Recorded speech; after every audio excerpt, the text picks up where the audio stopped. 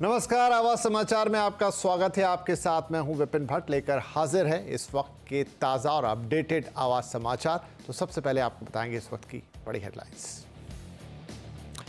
मंदिर के गर्भगृह में स्थापित हुई रामलला की मूर्ति, रामलला के श्याम वर्ण प्रतिमा को रखा गया और उसकी तस्वीर आई सामने। सीएम योगी ने लिया अयोध्या पहुंचकर प्राण प्रतिष्ठा समारोह में तैयारियों का जायजा। हनुमानगढ़ी में दर्शन पूजन, महाराष्ट्र में प्राण प्रतिष्ठा के दिन छुट्टी का ऐलान। अनुमान से अच्छे रहे रिलायंस के नतीजे, 18% के साथ रिकॉर्ड मार्जिन। कंसोलिडेटेड मुनाफा और कंसोलिडेटेड आय भी बढ़ी। जियो का आरपू भी 2% बढ़कर 181 रुपए हुआ। चेयरमैन मुकेश अंबानी ने इस प्रयास के लिए टीम को दिया धन्यवाद। 3 दिनों की गिरावट के बाद बाजार में तेजी। सेंसेक्स निफ्टी बढ़त पर, आज हुए बंद। मिड और स्मॉल कैप शेयरों में खरीदारी। सेंसेक्स 496 तो निफ्टी 160 अंक चढ़कर बंद। आईपीओ को लेकर ना करें जल्दी, कीमतें स्थिर होने तक करें इंतजार। सेबी प्रमुख माधवीपुरी बुच ने दी सलाह, कहा 3 आईपीओ की सेबी कर रही है जांच। बजट में आ सकती है शहरी गरीबों और मिडिल क्लास के लिए एक नई हाउसिंग स्कीम। 60,000 करोड़ रुपए तक का आवंटन संभव। सीएनबीसी आवाज की एक्सक्लूसिव खबर।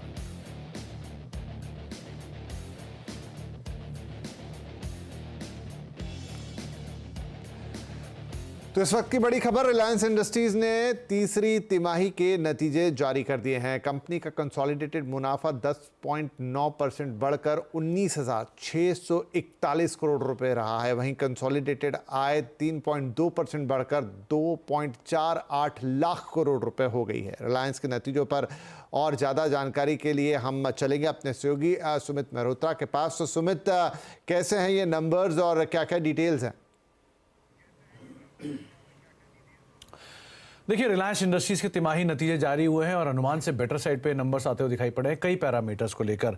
पहले कंपनी कंसोलिडेटेड नंबर्स की बात करते हैं, जहां पर मुनाफा 11% बढ़कर 19,641 करोड़ रुपए इस तिमाही के अंदर आया है। आय 3.5% बढ़ी है। वाई बेसिस पे करीब 2.5 लाख करोड़ रुपए के आसपास तिमाही में आय आते हुए दिखाई पड़ी और इबिटा भी 17.5% बढ़ के 44,678 करोड़ रुपए है, जो कि अनुमान से बेटर साइड पर आपको दिखाई पड़ेगा। जियो के कारोबार की अगर बात की जाए तो मुनाफा करीब 11% बढ़ा है। 5,445 करोड़ इस तिमाही के अंदर मुनाफा आया है और आय भी 11.5% बढ़ी है। 32,510 करोड़ रुपए के आसपास की आय इस तिमाही के अंदर जियो प्लेटफॉर्म ने लॉन्च की। Q3 में एक रिकॉर्ड आय का नंबर भी जियो ने पोस्ट किया है और इबिटा भी करीब 13,955 करोड़ रुपए के आसपास इस तिमाही के अंदर देखने को मिला। आरपू फ्रंट पे करीब 182 रुपए के आसपास कंपनी के आरपूज आते हुए दिखाई पड़े हैं और इंटरेस्टिंग पार्ट की एक अनुमान था 1 करोड़ के आसपास ग्राहक एडिशन का। करीब 1.25 करोड़ नए ग्राहक कंपनी की तरफ से जुड़ते हुए दिखाई पड़े हैं Q3 में। डेटा ट्रैफिक भी करीब 31-31% वाई बेसिस पे बढ़ता हुआ दिखाई पड़ा। इसके अलावा एक स्ट्रॉन्ग नंबर्स कंपनी के रिटेल साइड से देखने को मिले, जहां पे मुनाफा 32% बढ़कर करीब 3165 करोड़ रुपए इस तिमाही में रहा।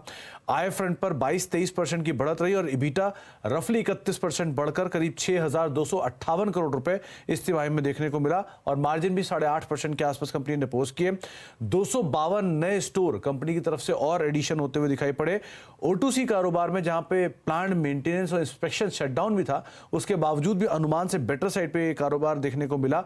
6,719 करोड़ रुपए कंपनी की O2C की आय रही, जो कि 50% बड़ी वाई बेसिस पर और इबिटा फ्रंट पर भी करीब 5,804 करोड़ रुपए के आसपास का एक ऑयल एंड गैस का इबिटा आता हुआ दिखाई पड़ा। यहां पर 50% जंप रहा। इसके अलावा इबिटा अगर O2C बिजनेस के नंबर्स पर नजर डाली जाए ओवरऑल, तो वहां पर भी एक अच्छी ग्रोथ आते हुए दिखाई पड़ी। तो कई पैरामीटर्स पे कंपनी के नंबर्स अनुमान से बेटर रहे हैं और ओवरऑल जो केपेक्स है वो भी 30,000 करोड़ रुपए के आसपास रहा है, जिसमें अलग अलग सेगमेंट सब सेगमेंट को लेकर भी कंपनी की तरफ से एक बड़ा केपेक्स अनाउंस किया गया है। जी सुमित, बहुत शुक्रिया इस रिजल्ट अपडेट के लिए।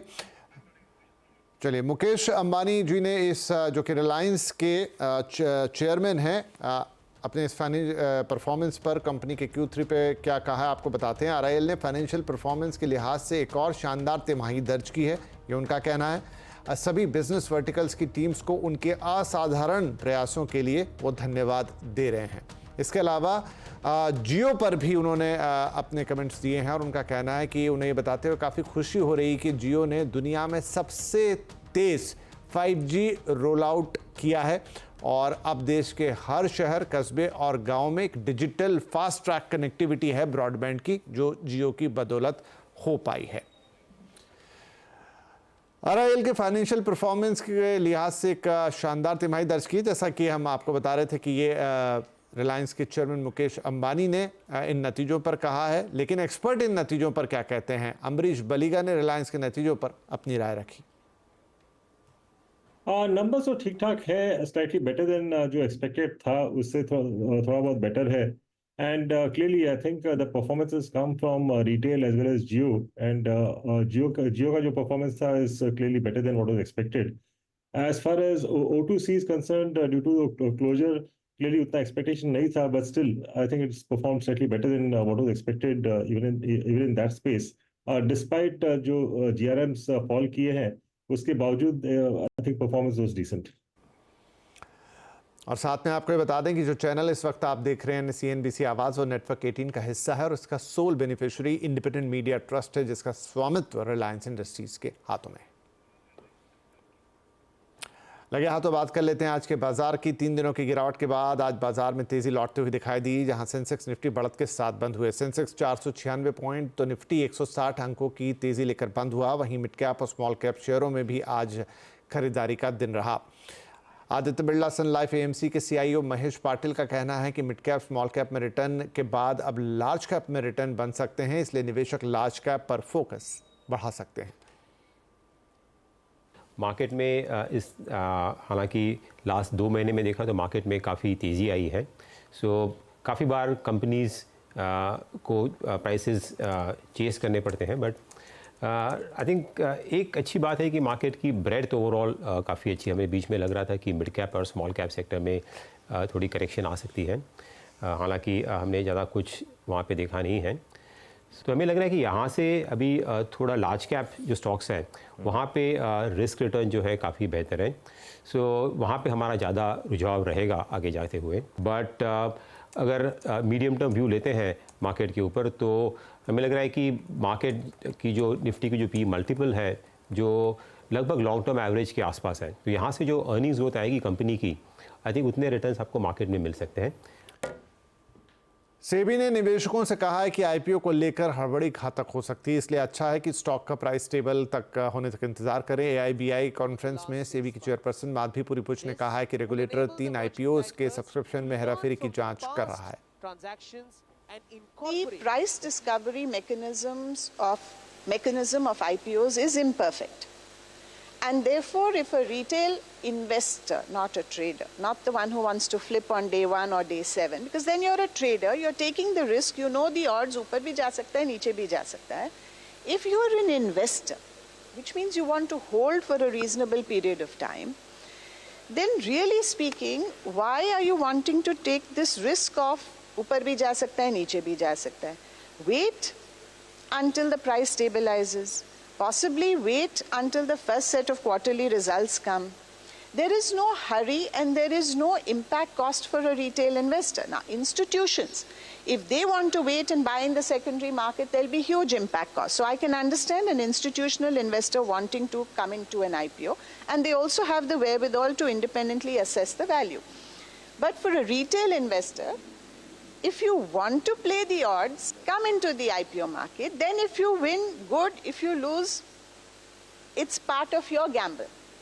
But if you are an investor who believes in that company for the long term, then wait until price discovery is more efficient. You apply in a manner that your application gets rejected.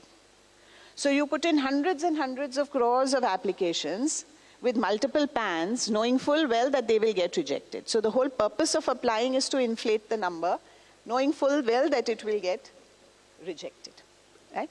So these are the kind of practices which we are observing, because we now have the data to be able to see such practices. And we're also seeing, I would say, that there is some pattern of which kind of merchant bankers tend to be, let us say, more frequent names occurring in such kind of malpractices. And therefore, we will be, in the interest of the investors, we will be required to both review policy as well as enforcement action on such areas. और अब बात करेंगे राम मंदिर पे हमारे खास coverage Ram उत्सव की।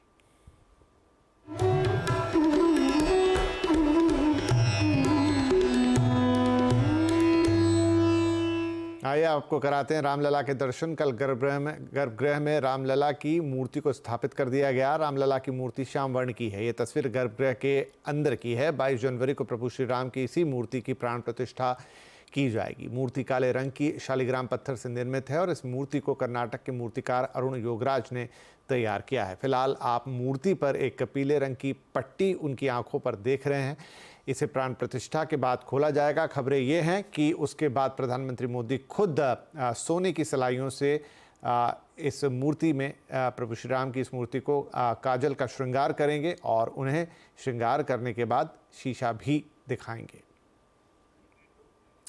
उत्तर प्रदेश के मुख्यमंत्री योगी आदित्यनाथ 22 जनवरी को अयोध्या में होने वाले प्राण प्रतिष्ठा समारोह की तैयारियों का जायजा लेने के लिए आज अयोध्या पहुंचे थे। अयोध्या पहुंचने पर उन्होंने सबसे पहले हनुमानगढ़ी में पूजन किया और फिर रामलला के दरबार में हाजिरी लगाई।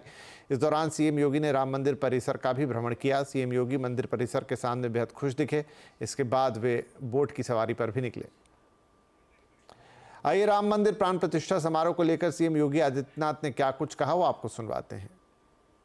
22 जनवरी के इस ऐतिहासिक पल के कार्यक्रम को पूरी भव्यता के साथ, पूरी दिव्यता के साथ,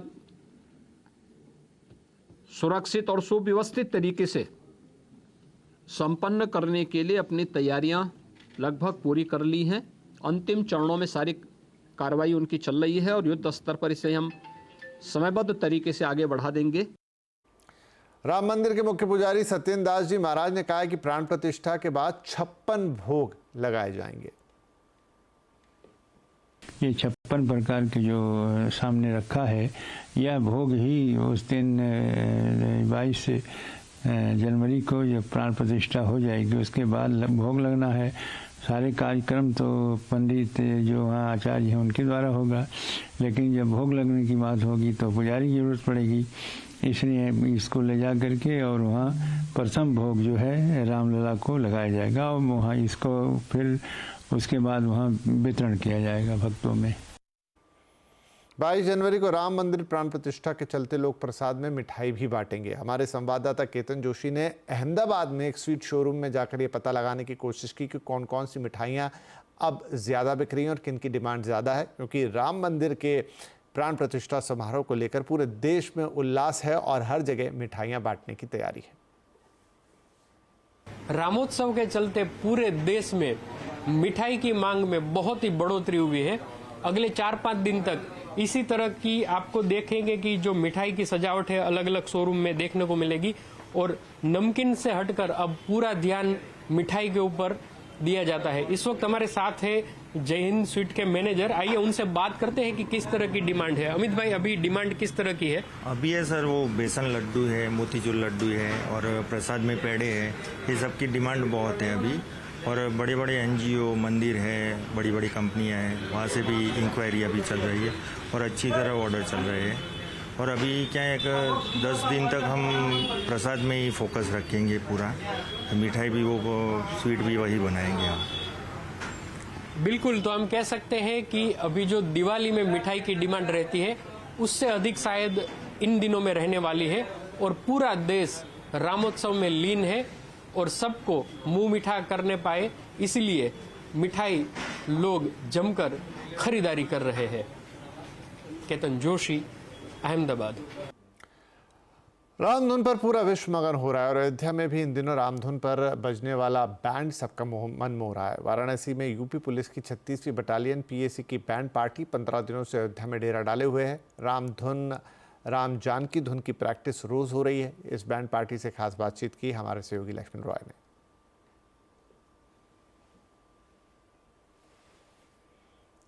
अब तक आपने अलग अलग संगीतकारों को सुना होगा राम भजन गाते हुए, लेकिन अब आपको मुलाकात करवाता हूं उत्तर प्रदेश के 36वीं बटालियन पीएसी के जो वाराणसी से आए हैं और हमें वो सुनाने वाले हैं। उनसे पहले इनसे समझते हैं जो कि पूरे इस बैंड के कप्तान भी हैं, अब्दुल कादिर जी।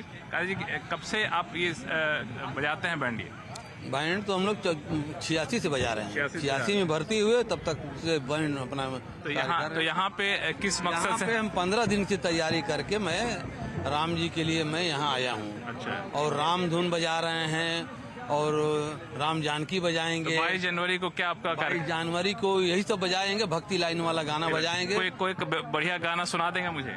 गाना सुना दे दूसरा? नहीं, जो कोई अच्छा गाना जो आपके गाना। चलिए बजा सुना दे रहे हैं।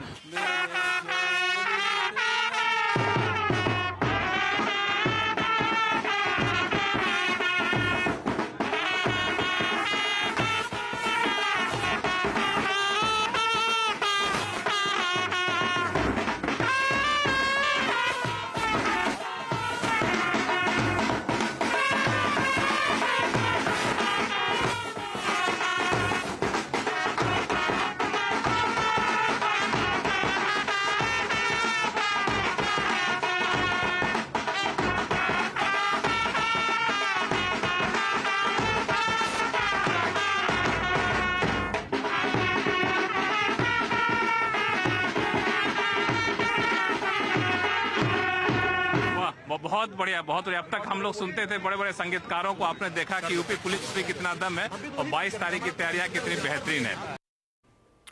वहीं गायिका अनुराधा पौडवाल ने कहा है कि काफ़ी संघर्ष के बाद मंदिर बन रहा है। योगी जी ने बहुत अच्छा काम किया है। अनुराधा पौडवाल ने राम सूत का एल्बम भी निकाला है, वो 22 जनवरी को लॉन्च हो रहा है। अनुराधा पौडवाल ने कहा है कि रामलला के लिए एक भेंट की तरह है।